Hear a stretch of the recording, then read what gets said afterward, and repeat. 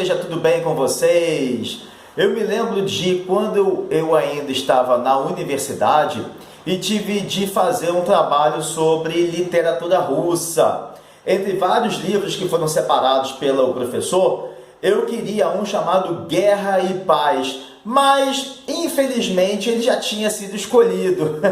Então eu decidi pelas 967 páginas, isso mesmo, 967 páginas de Anna Karenina, de Lev Tolstói, o mesmo autor de Guerra e Paz. Mas realmente o livro é um calhamaço deste tamanho, meus amigos.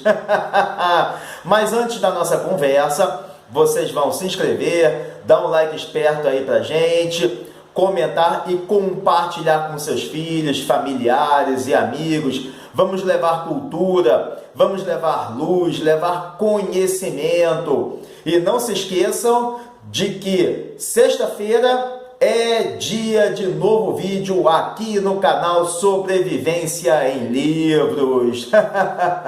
Muito bem, meus amigos. Lev Nikolaevich Tolstói, que nasceu em 1828 e faleceu em 1910, foi um escritor russo e também autor de Guerra e Paz, conforme eu já tinha falado para vocês no início deste vídeo. É e sempre será um dos maiores escritores de todos os tempos, marcado na história da literatura por sua obra-prima chamada Anna Karenina, um dos trabalhos mais emblemáticos do realismo russo e considerado frequentemente como o melhor romance de todos os tempos. Desde já, pessoal, fica uma dica: é preciso ter paciência para ler um texto como Anna Karenina, apesar de a leitura não ser tão difícil como parece ser. Com 967 páginas, é claro que alguém não vai esperar ler um texto como esse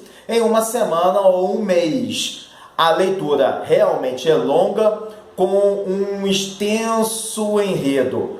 A linguagem é simples, então não tem muitas palavras complicadas e as frases não precisam ser lidas e relidas e lidas e lidas várias vezes até que o leitor entenda, perceba o que o autor quis dizer com aquelas ideias.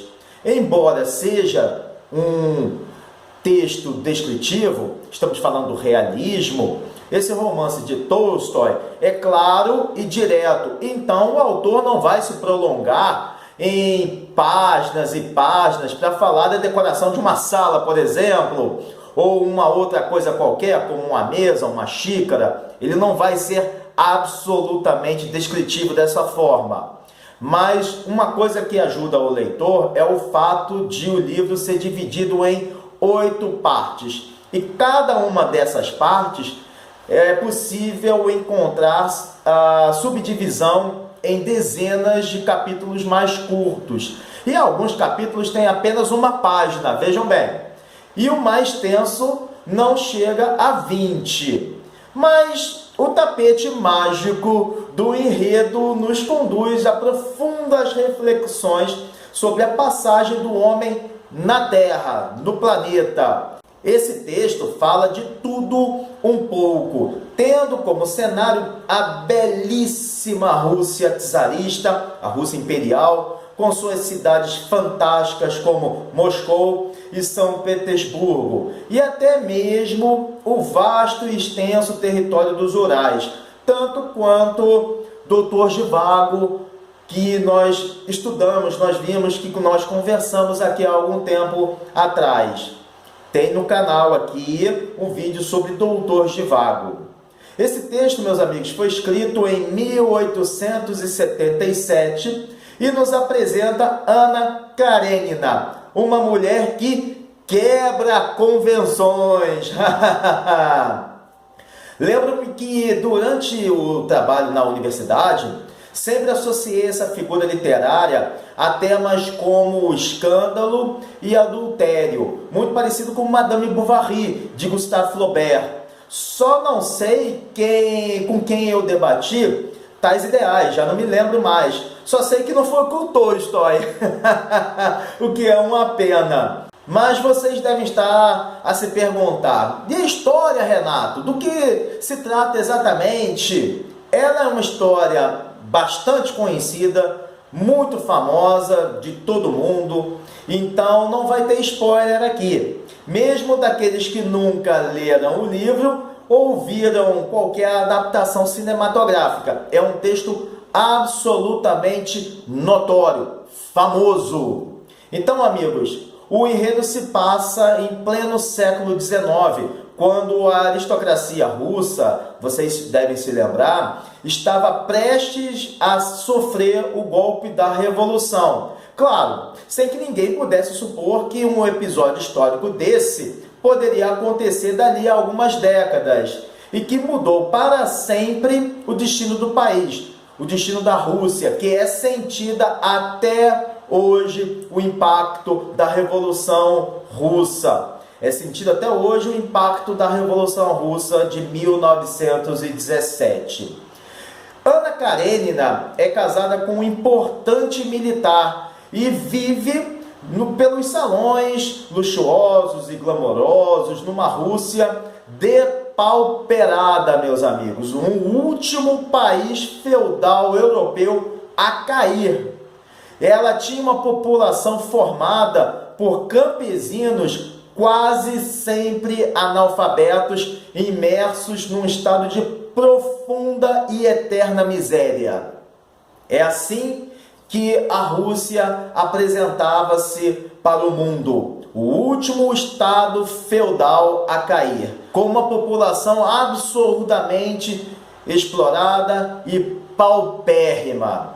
Nessa atmosfera, a decadência testemunha a corrosão tanto da aristocracia quanto da vida de Ana. E isso é importante a gente sempre ter em mente. Ela foi forçada a se casar sem amor com um homem muito mais velho. Era tradição naquela época. Mas o seu coração resolve seguir por outro caminho, desafiando todas as regras e convenções ditadas pela sociedade, impostas pela sociedade, o que é certo e o que é errado. E entre bailes e estações de trem, Ana inevitavelmente, meus amigos, conhece e se apaixona por um jovem chamado Conde Vronsky e passa a viver uma grande e tórrida paixão, já que o seu casamento nunca lhe proporcionou sensações e prazeres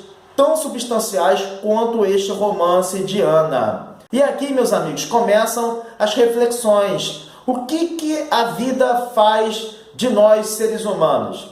A vida nos transforma em marionetes e nos ironiza o tempo todo. E é justamente por causa deste adultério que Ana conhece Vronsky e se encontram pela primeira vez em uma estação. Pessoal, logo de início o romance vai causar essas reflexões e muitos impactos nos leitores. Todas as famílias felizes são parecidas. Cada família infeliz é infeliz à sua maneira. É assim que o livro começa, com uma crise familiar.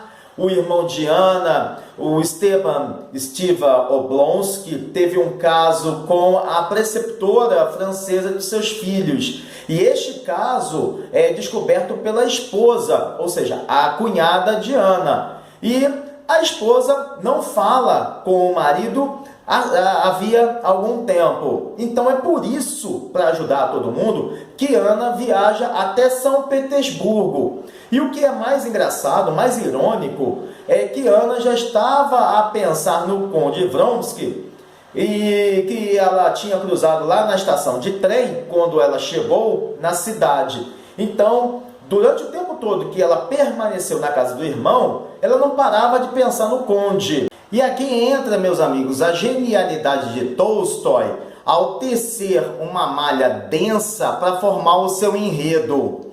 E isso engana os leitores que pensam que o texto é simples, mas não. E Vronsky estava a cortejar a princesa Kit, uma jovenzinha ingênua, cheia de sonhos, ambições, que estava completamente apaixonadinha pelo conde. Kit, então, meus amigos, estava envolvida por esse rapaz e chegou até recusar um outro pedido de noivado. Que grande confusão, né, meus amigos? Com o passar do tempo, meus amigos, inevitavelmente, o caso amoroso entre Vronsky e Anna vem à tona, criando um grande escândalo dentro da sociedade. A decepção de Kit, a princesa, é tão grande que ela fica gravemente doente. O texto transcorre por amores, desamores, pela crise do casamento de Stepan Stiva, o irmão de Anna, pela paixão da própria Anna, pelo sofrimento que a atormenta por ser impedida de ver o seu filho, Sergei, que teve com o seu marido. O enredo culmina num momento trágico e catártico, uma verdadeira surpresa a todos os leitores. E eu não vou dar esse spoiler a vocês. Vocês vão ler o livro. Vocês vão ler as 967 páginas de Anna Karenina. Então, meus amigos, esse é o enredo principal, um pequeno resumo, um breve resumo deste livro espetacular. De uma forma quase satírica, nós podemos acompanhar a dura queda de Anna Karenina e as suas interações com as ilustres figuras que estão à sua volta. E ela fica entre um dilema, um jogo de xadrez muito complicado. Ela se vê ao mesmo tempo impedida de ver o seu filho legítimo e todas as ações são em nome de um amor que ela nutre pelo seu amante, pelo conde. Ao longo da trama, são poucas as personagens que não julgam e condenam Anna Karenina. Ela é julgada o tempo todo. Somente os leitores, meus amigos, são os únicos a não julgarem Anna. Muito pelo contrário, eles simpatizam-se com Anna e perdoam esse seu crime. Então, pessoal, além de Anna Karenina e Guerra e Paz, do qual ainda não conversamos, são ambos os textos de Tolstói, Leon Tolstói. Ficam aqui mais sugestões para a leitura de clássicos da literatura russa, como Pais e Filhos, de Ivan Turgenev, os famosos Crime e Castigo e os Irmãos Karamazov, de Fyodor Dostoiévski, e não poderiam deixar de constar as obras de Anton Chekhov, O Urso e Tio Vânia. Busquem, meus amigos, busquem, leiam e construam em seus filhos o hábito da leitura. Mas é isso. Desejo a todos um Shabbat Shalom Mevorach, um sábado abençoado e uma presença divina para todos os amigos. Um grande abraço e valeu!